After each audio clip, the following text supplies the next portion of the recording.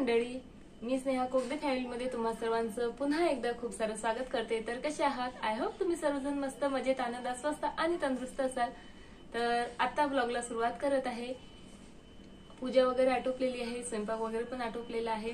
आता जाऊबाई आलेले आहेत, त्यामुळे रुटीन मध्ये भरपूर चेंजेस झालेले आहेत। कधी काम खूप लवकर होतात तर कधी खूप वेळ लागतो, कारण गप्पा गोष्टी चालतात। सो चला आता ब्लॉगला सुरुवात करते। प्लीज कंटिन्यू करा, आवडला तर लाईक करा, शेअर करा आणि सबस्क्राइब करायला अजिबात विसरू नका। So stay tune. मी स्वयंपाक करताना भाजी करण्यासाठी लोखंडाची कढई यूज करते आणि लोखंडाचाच तवा यूज करते। पण लोखंडाची भांडी आपण जेव्हा यूज करतो ना, तर अशा प्रकारे हा प्रॉब्लेम त्याला जंग लागतो आणि कढई अशी लालसर पिवळसर दिसते। तर त्यासाठी आपण काय करू शकतो, त्या कढईचा वापर करण्या अगोदर ती कढई स्वच्छ धुवून घेऊ शकतो। आणि जेव्हा वापर झाल्यानंतर आपण कढई घासून काढतो ना, त्यानंतर जर अशा प्रकारे एका कपड्याने ती अगदी कोरडी केली आणि ठेवून दिली ना, तर दुसऱ्या दिवशी तुम्हाला त्याला जंग लागलेला अजिबात दिसणार नाही। अशा प्रकारे वापर झाल्यानंतर स्वच्छ करा, म्हणजे त्याला जास्त मेंटेन करावं लागणार नाही। मी बऱ्याच अशा टिप्स बघितल्या की त्यामध्ये सांगितलेलं आहे की तुम्ही लोखंडाच्या भांड्यांना तेल लावून ठेवा, पण तरी ते मग क्लीन करण्यात आपला वेळ जातोच ना। त्यामुळे मग मी असं घासल्याबरोबर छान क्लीन करून ठेवते, अजिबात जंग चढत नाही। आणि बघा, याच कढईमध्ये आता मी किती छान अशी शेवग्याच्या शेंगाची भाजी बनवलेली आहे। आणि त्यानंतर आज मला फ्रीज क्लीन करायचं आहे, म्हणजे 7-8 दिवस झाले करायचा पण काही ना काही म्हणजे कामं निघत आहेत, सोबत बाहेर जाणं जास्त झालेलं आहे एवढ्यात, त्यामुळे हे काम राहूनच गेलेलं आहे। तर मी यामधलं सर्व सामान बाहेर काढून ठेवलेलं आहे। त्यानंतर सर्व ट्रे वगैरे इथे बाहेर काढते आहे। फ्रीज क्लीन करण्याआधी कधीही आधी बटन बंद करा, सोबतच त्याची पिन आहे ती पण प्लगमधनं बाहेर काढा, कारण खूप अशा केसेस झालेल्या आहेत की फ्रीज स्वच्छ करताना शॉर्ट लागून डेथसुद्धा झालेले आहेत। त्यामुळे आधी मी प्लगमधनं पिन काढली, सोबत आधी बंद केलं। आणि त्यानंतर बघा, इथे मुलांनी हा फूड कलर सांडवलेला आहे आणि बऱ्याच ठिकाणी अशी डागं पडलेली आहेत, कारण बरेच दिवस झाले, जवळपास 15 दिवस झाले फ्रीज क्लीन केलेला नाही। आणि मुलं सतत फ्रीजमध्ये सतत उघडत राहतात, काही ना काही त्यांचं खेळणं चालू असतं फ्रीज सोबत सुद्धा। तर इथे मी सर्व ट्रॉलीज वेगळ्या काढल्यात आणि आता इथे मी एक लिक्विड बनवून घेत आहे। त्यासाठी मी पाणी घेतलं, पाण्यामध्ये छान विम लिक्विड ॲड केलं, सोबतच त्यामध्ये आपल्याला मी 2 निंब घालत आहे, कारण असे खराब झालेले निंब आपल्या घरी असतातच, तर तीच इथे यूज करत आहे। या निंबाऐवजी तुम्ही व्हिनेगरसुद्धा यूज करू शकता। माझ्याकडे आता व्हिनेगर सध्या अवेलेबल आहे, पण म्हटलं निंब आहेत आणि ते आता वायाच जातील, त्यामुळे मी 2 निंब यामध्ये पिळून घेतली छान। आणि सोबतच त्यामध्ये 1 चम्मच खायचा सोडा ॲड केलेला आहे। हे सोल्युशन आपल्या फ्रीजमध्ये आता भाजी सांडते बऱ्याचदा, फ्रूटचे डाग पडतात, व्हेजिटेबलचे डाग पडतात, ते सर्व व्यवस्थित क्लीन करतं। मी काय केलं, एका स्पंजच्या मदतीने सर्व फ्रीजला हे सोल्युशन फक्त असं लावून घेत आहे व्यवस्थित, प्रत्येक ठिकाणी, दाराला, फ्रीजला, आतमधून सर्वीकडे अतिशय हलक्या हाताने लावून घेत आहे। आणि जिकडनं स्पंज आहे तिकडनंच आपल्याला यूज करायचं आहे, कारण स्क्रबरमुळे मग क्रॅशेस पडू शकतात फ्रीजला, त्यामुळे। आणि त्यानंतर हे सोल्युशन 10 मिनटं जवळपास मी असंच लावून ठेवते। आणि इकडे बघा, जाऊबाईंनी इथे फ्रीजमधील सर्व ट्रे वगैरे घासून घेतलेली आहेत। आणि बरोबर 10 मिनिटांनी मी सर्व फ्रीज छान ओल्या कपड्याने इथे पुसून घेत आहे। या सोल्युशनमुळे कितीही हट्टी असे डाग असतील ना, ते सर्व निघून जातात। आधी मी सर्व फ्रीज ओल्या कपड्याने पुसून घेतलं, त्यानंतर छान कोरड्या कपड्याने पुसून घेतलं। फ्रीज अतिशय म्हणजे व्यवस्थित क्लीन झालेलं आहे, डाग पण नाहीशी झालेली आहे, सोबत त्यामध्ये बॅक्टेरियाज वगैरे असतील ते सुद्धा या सोल्युशनमुळे नष्ट होतात। त्यामुळे हे सोल्युशन खूप छान आहे। आणि हे सोल्युशन तुम्ही फक्त फ्रीजसाठीच नाही, तर काचांवर, खिडक्यांवर, गॅसवर, गॅस ओट्यासाठी, सर्व गोष्टींसाठी यूज करू शकता। तर फ्रीज तरी सर्व क्लीन झालं, पण बघा इथे काही धूळ साचलेली असते, तर आपल्याकडे ज्या इयरबड्स असतात त्याच्या मदतीने मी ती व्यवस्थित क्लीन करून घेते। आधी माझं लक्षातच नाही राहिलं, पण नंतर फ्रीज क्लीन झाल्यावर लक्षात आलं, त्यामुळे ही स्टेप मी नंतर करत आहे, पण तुम्ही मात्र आधीच करा। तर आपण इयरबडच्या मदतीने हे सर्व घाण अशा प्रकारे काढून घेऊ शकतो। आणि तिथे सर्वात जास्त बॅक्टेरियाज वगैरे लपलेले असतात, तर मी ती सर्व घाण आधी काढून घेतली, त्यानंतर कपड्याने पुन्हा ते स्वच्छ केलं आणि फ्रीजसुद्धा पुन्हा मला क्लीन करावं लागलं। आणि बघा, तुम्हाला दिसत असेल फ्रीज अतिशय क्लीन झालेलं आहे। माझं फ्रीज बघा बऱ्याच ठिकाणी असं डॅमेज होत आलेलं आहे आता, खूप जास्त जंग चढलेला आहे त्याला, आणि म्हणून मला आता फ्रीज म्हणजे खूप जास्त इच्छा आहे चेंज करायची. बघू आता कधी तो दिवस उजाडेल. चला आता फ्रीजमधल्या सर्व वस्तू मला जागच्या जागी ठेवून घ्यायच्या आहेत इथं, तर त्या सर्व इथे मी ठेवून घेते आहे.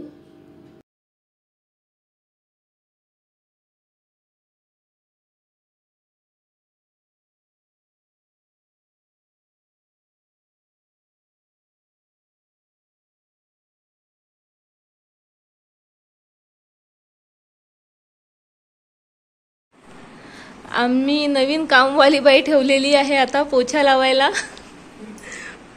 खूपच सुंदर आहे पण कामवाली बाई. अशा मिळत नाही तो कामवाल्या बाई इतक्या सुंदर. आणि पगार काय आहे माहिती आहे का? काकू नूडल्स कर, काकू मंचुरियन कर. नूडल्स मंचुरियन दिली की कामवाली बाई खूप छान कामं करते. आणि आईस्क्रीम, बाकी काही नाही लागत. ही कामवाली बाई तुमच्याकडे काम करते की नाही? करते ना. तुम्ही काय देता पगार?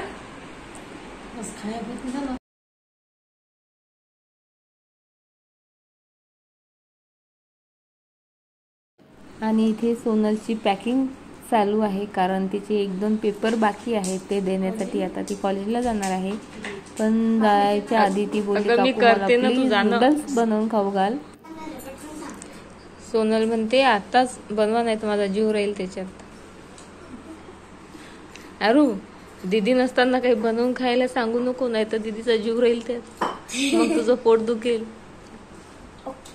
दीदी मी 1-2 दिवस गोला खाणार आहे मम्मीच्या हातचा. तर सोनलच्या फरमाईशनुसार आता मी लागलेली आहे कामाला. तिला आज नूडल्स खायची इच्छा होती, त्यासाठी मी नूडल्स पाण्यामध्ये असे उकळायला ठेवलेले आहेत. त्यामध्ये नमक घातलं आणि ते अर्धवट शिजत आल्या की आपल्याला गॅस इथे बंद करायचा आहे. आणि त्यानंतर सर्व नूडल्स मी अशा चाळणीमध्ये काढून घेते आणि पाण्याने लगेच थंड करते.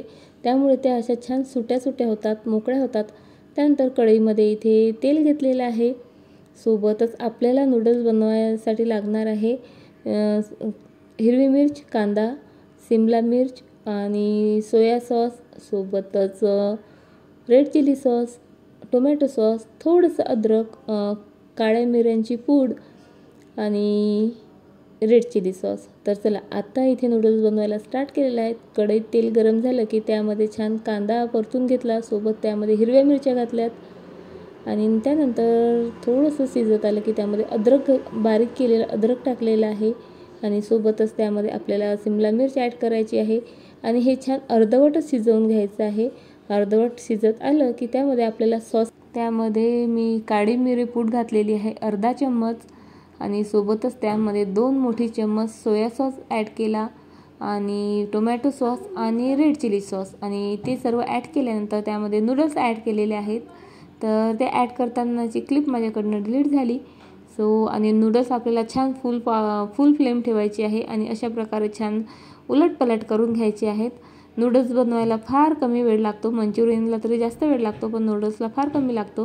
त्यामध्ये मीठ ॲड केलं, सोबतच छान एक निंबू पिळलं, कारण माझ्याकडे व्हिनेगर माझं संपलेलं आहे, त्यामुळे निंबू ॲड केलं तरी चालेल. आणि बघा इथे छान अशा टेस्टी अशा आपल्या नूडल्स बनवून तयार आहेत. चला तर आता नूडल्स सर्वांना इथे मी सर्व करते आणि रिव्ह्यू घेते. कसे झाले तो?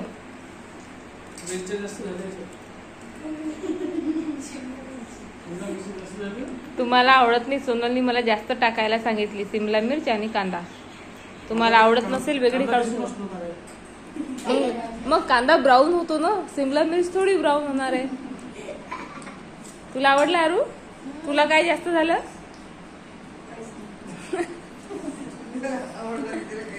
जाऊ द्या, सोनलची स्पेशल फरमाईश होती. तू सांग. मस्त झालं. दोघींची पण होती. 10 आउट ऑफ 0 ना. आता तुम्हाला पुन्हा बनवायला सांगते. तू सांग अनुष्का. छान झाले. थँक्यू. स्वतःची तारीफ करून घ्यायची असं विचारून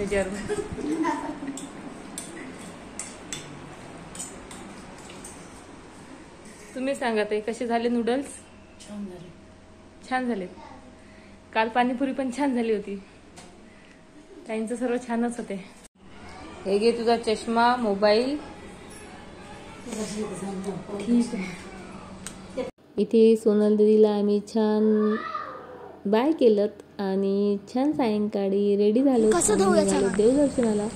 आमच्या कॉलनीमध्ये एक खूप सुंदर असं राम मंदिर आहे, तर तिथेच आम्ही जात आहोत. आणि आमच्यासोबत तुम्हाला दिसत असेल चंदा मामा पण जात आहे.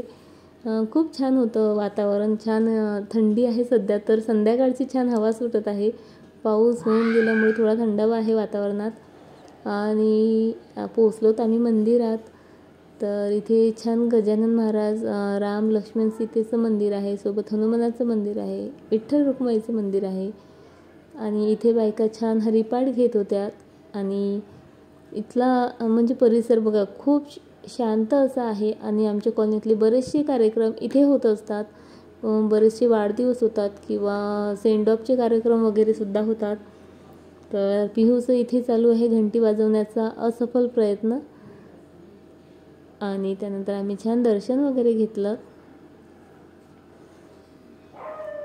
आणि आरती चालू होती, त्यामुळे आम्हाला आरतीही करायला मिळाली. आणि सोबत विठ्ठल रुक्माईचं पण मंदिर आहे, तिथे सुद्धा आम्ही दर्शन घेतलं. आणि त्या मंदिरात छान शंकरजीची पण पिंड आहे, त्यामुळे आम्हाला महादेवाचंही दर्शन घडलं.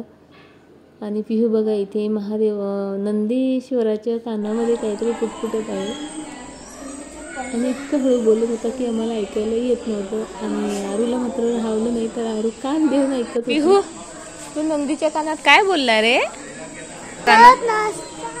सांगत नसतात का? बरं ठीक आहे. त्यानंतर आम्ही निघालो घरी. आणि घरी येऊन जाऊबाईंनी छान छान भाकरी केल्यात. आणि मी इकडे भाकऱ्यांसोबत छान इथे उडदाची डाळ केलेली आहे. अहोंना भाकरी आणि उडदाची डाळ खूप आवडते. तर आमचा स्वयंपाक झाला रेडी. चला तर आता आम्ही जेवून घेतो. पुन्हा भेटू अशाच एका छान ब्लॉगसोबत. तोपर्यंत बाय.